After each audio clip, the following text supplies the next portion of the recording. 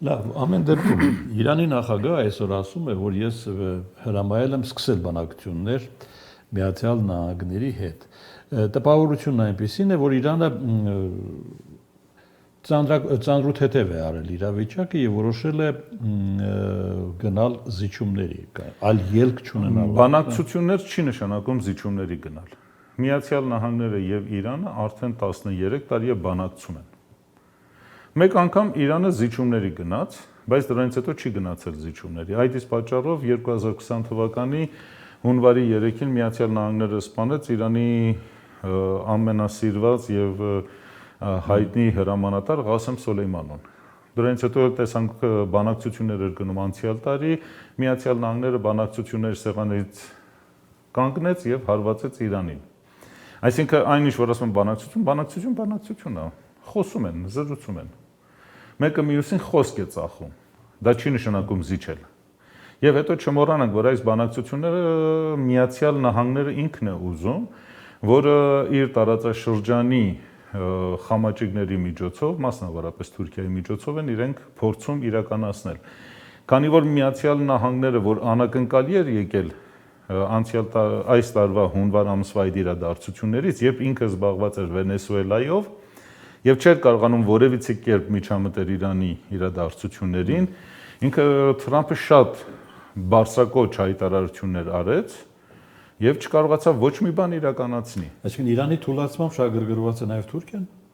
Միանշանակ այո։ Խնդիրը դեմ չի, որ Թուրքիան որպես միջնորդ երկիր հանդիսանա այդ բանակցությունները։ Տեսեք ինչպես է։ Անկամ խոսում են արդեն Թուրքիայում բանակցություններ անելու հավանականություն։ Գիտեք, Իրանը պետություն է, որը ունի 2500 մինչև 3000 տարվա անընդհատ պետականություն։ Այնտեղ հարձակվել են եւ մոնղոլները, եւ թուրքերը, եւ հռոմեացիները, բոլորն էլ հարձակվել են։ Բայց Իրանը մնացել է Իրան։ Նույնն էլ այսօր է։ Իրանի ժողովուրդը եւ Իրանի խորքային պետությունը իրենք շատ լավ են հասկանում, թե ինչպես ժամանակ շահել։ Եվ այդ ժամանակ շահելուն իրենք ինչպես հետագայում արձագանքեն։ Քաղաքականության մեջ կա օրենք, որ երբ որ տեսնում եք դիմացի ճնշումը շատ է, դուք նահանջում եք, որպեսզի դիմացինը առաջ գա եւ բացվի, եւ այդ ժամանակ է տեղի ունենում բախումը։ Նույնն էլ հիմա է լինում։ Միացյալ Նահանգները, մասնավորապես Թրամփը ինքը բիզնեսմեն է։ Բիզնեսմենի համար կյանքը կարևոր չի։ Նույնն էլ Միացյալ Նահանգների պաշտպանության նախարարության կամ կենտրոնական հետախուզության վարչության համար է։ 10,000 ամերիկացի զինվոր մեռնի կամ չմեռնի, իրենց համար մեկ է։ Թող մի 20,000-ն էլ հաշմանդամ դառնան, գնան Միացյալ Նահանգներ։ Վերջոչո քիչ հաշմանդամներ են մնացել Վիետնամի պատերազմից, Կորեայի պատերազմից, Իրաքի, Աֆղանստանի պատերազմից։ Այսինքն այն միֆը, որ իրենք տարածում են, որ Միացյալ Նահանգները չի ուզում լայնամասշտաբ պատերազմ, դա սուտ է։ Այստեղ իրենց հիմնական հույսը ինչ է, որ Իրանի կրոնական առաջնորդը, որը արդեն բավականին տարիքավոր է եւ ծերացել է, ինչ որ ժամանակ հետո մահանա։ Եվ Իրանում առաջանա ղեկավարման վակուում։ Եվ այդ վակուումի պահին իրենք ինչ որ մի բան անեն, բայց ինչ անեն, դեռ իրենք էլ չգիտեն։ Քան որ չգիտեն, թե Իրանի կրոնական առաջնորդի բացակայությունից հետո ինչպիսին է լինելու Իրանը։ Ոչ մեկը չգիտի, թե ով է իրեն փոխարինելու եւ ինչպիսի համակարգ է լինելու այնտեղ։ Միացյալ Նահանգները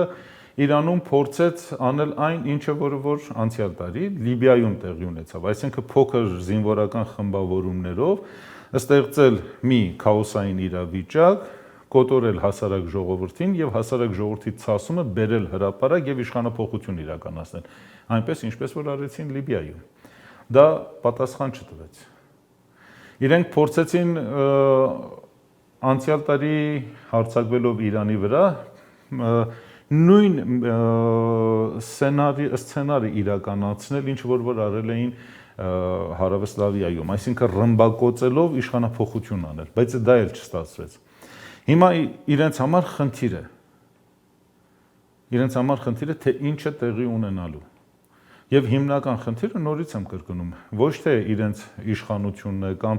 իսլամական պետությունը, բացարձակապես ոչ։ Իրենց խնդիրը հիմնականում Իրանի նավթը եւ գազն է։ Ճիշտ այնպես ինչպես որ Իրաքում էր նավթը եւ գազը, ճիշտ այնպես ինչպես որ Լիբիայում էր, ճիշտ այնպես ինչպես որ Սիրիա եւ մնացած տեղերում էր։ Քան որ այս բոլոր երկրները, արաբական երկրներ, իրենք կերակրում են Չինաստանի էներգահամակարգը։ Իսկ ապագա համաշխարհային համակարգում լինելու է երկու պետություն՝ Չինաստան եւ Միացյալ Նահանգներ։ Իսկ քանի որ Չինաստանը չունի էներգառեսուրս եւ իր էներգառեսուրսի հիմնական մասը գալիս է դրսից, ուստի Միացյալ Նահանգները փորձում է սահմանափակել կամ վերահսկել այդ ամեն էներգառեսուրսները։ Միացյալ Նահանգները կարիք ունի մրցակցի, բայց այդ մրցակիցը պետք է լինի վերահսկելի։ Գանք կարևոր դետալի։ Ադրբեջանի տարածքը նահանգները կարող են օգտագործել կամ Իսրայելը օգտագործել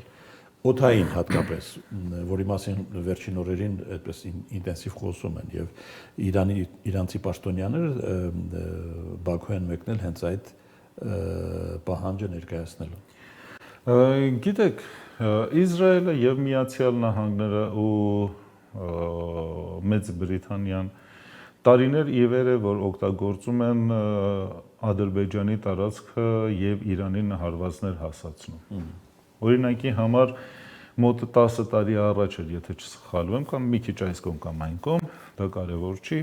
Ադրբեջանի տարածքով Անգլիայի դեսպանատան, Ֆրանսիայի դեսպանատան, որոնք որ Իրանում գոյություն ունեցող եւ եվրոպական մի շարք այլ դեսպանատների միջոցով Իսրայելը կարողացավ դուրս հանել հսկայական տեղեկատվություն իրանական ատոմային ծրագրի մասին։ Եվ իրենք բացահայտեցին նաև Իրանում բանալի գիտնականներին։ Եվ 2019 թվականին իրենց սպանեցին, որը որ նորից հետագայում պարզվեց, որ զենքը եւ մնացած ամեն ինչ Ադրբեջանի տարածքով է մտել Իրան։ Եվ դա է հիմնական պատճառը, որ 2020 թվականից հետո Ադրբեջանը իր սահմանը, ցամաքային սահմանը Իրանի հետ փակել է, որպեսզի հետագայում ինքը խնդիր չունենա։ Ադրբեջանի տարածքը 2025 թվականի 12-օրյա պատերազմի ընթացքում էլ բազում անգամներ օգտագործվել է եւ այնտեղից եւ F-16-երը եւ F-15-երը եկել մոտեցել են Իրանի տարածքին, հրթիռները բաց են թողել եւ հետ են վերադարձել։ Ինչու է լռում Իրանը։ Գիտեք, Իրանը մի պետություն է, որը ունի 15 հարևան, ցամաքային եւ ծովային հարևաններ։ Այդ 15 հարևաններից երկուսն են, որը թշնամի չեն։ Մեկը Ռուսաստանն է, մյուսը Հայաստանը։ Մնացած բոլորը համարվում են թշնամի։ Հիմա, եթե Իրանը ուզենա պատասխան տա Ադրբեջանին, դա նշանակում է, որ ներքաշվելու է նաև Թուրքիան։ Թուրքիայի ներքաշումը նշանակում է ներքաշվելու է ՆԱՏՕ-ն։ Եվ այստեղ մի փոքր դետալ պատճառը հանդիսանալու տարածաշրջանը ամբողջությամբ պայթի։ Այդ իսկ պատճառով Իրանը իր հիմնական մեթոդաբանությանը գնում եւ վրեժը սառն են ուտում։ Դրա համար իրենք իրենց վրեժը գլուծեն Ալիևից եւ Ադրբեջանից, երբ իրենք հարմար տեսնեն։ Այստեղ կա մեկ ուրիշ կարևոր հանգամանք։ Ես մոտ մի 10 օր առաջ իմ Facebook-յան էջի վրա տեղադրեցի բոլոր այն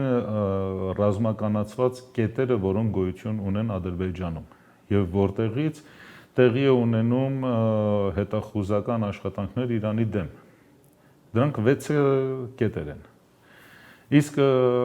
Արցախի գրավումից հետո Ադրբեջանը Ֆիզուլի եւ Ջաբրայելի շրջանում իրենք տեղակայել են մի քանի ճակերտավոր խելացի քաղաքներ, որոնք հիմնականում հետախուզական աշխատանքներ են կատարում Իրանի դեմ։ Եվ անցյալ տարվա 12-օրյա պատերազմի ժամանակ էլ եւ նաեւ այս տարվա խժդեժությունների ժամանակ իրանցիները կարողացան հայտնաբերեն եւ ձեռբակալեն որոշ մարդիկ, ում մոտ կար ադրբեջանական SIM քարտեր։ Եվ Ադրբեջանը իր սահմանի երկայնքով Իրանի հետ տեղակայել է հատուկ հզոր անտենաներ, որոնք ռոմինգը Ադրբեջանի տեղափոխում մինչև 200 կիլոմետր խորությամբ եւ այդպես իրենք կարողանում են տեղեկատվությունը Իրանի ներսից դեպի դուրս հանեին, երբ որ ինտերնետ կապը անջատված էր։ Այնպես որ Ադրբեջանը ունի խնդիրներ Իրանի հետ, մանավանդ երբ 2 օր առաջ, 3 օր առաջ Ադրբեջանի խորհրդանի падգամավորներից մեկը հպարտ հայտարարեց իրենց պետական հերոստատեսությամբ, որ Ադրբեջանը այնքան զենք եւ զինտեխնիկա ունի, որ կարող է մի քանի ժամվա ընթացքում հասնել Թեհրան։ Այնպես որ